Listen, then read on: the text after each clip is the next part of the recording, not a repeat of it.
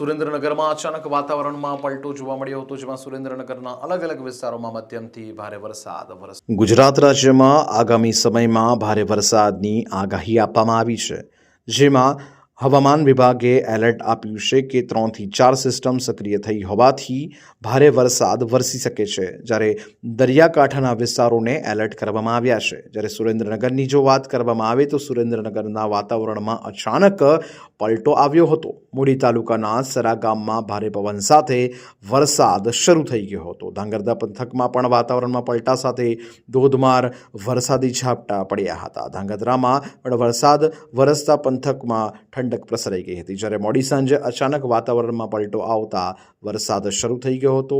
લાંબા વિરામ બાદ વરસાદ આવતા કપાસ, મગફળી સહિતના પાકને ફાયદો થશે, જ્યારે દિવસભર ભારે ગરમી અને ઉકળાટ બાદ વરસાદ શરૂ થતાં ગરમીમાં પણ આંશિક રાહત લોકોને મળી હતી.